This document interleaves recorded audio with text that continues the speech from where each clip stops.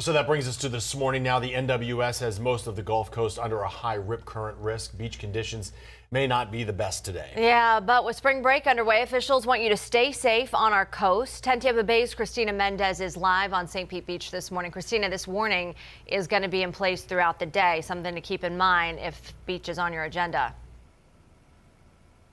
Caitlin Jamison, good morning to you. Yeah, if you plan to head out to one of our beaches here, at least in Pinellas County, just prepare for conditions to be a little rougher than usual.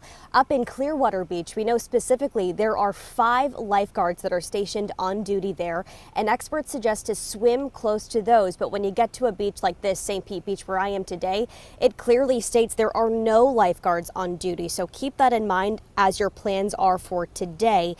Low tide happening just around 9:30 or after this morning typically brings some of the strongest rip currents, and here's what a NOAA scientist says to do if you happen to get caught up in one.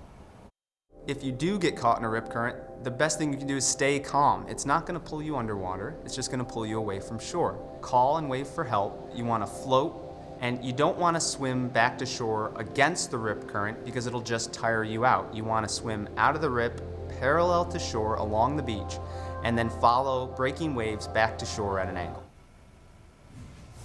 All right, so what if you are on the shore, you see this to someone happening there? This is what you should do. You should stay where you are. You should not go in the water. Grab a flotation device, throw it out to them, and then, of course, if there is a lifeguard on duty, go and get them or call for help. Yeah, and Christina, you know, we've lived here for a while, so we certainly know what to look out for, but we have a lot of visitors who are going to be here over the course of the next 6 to 8 weeks.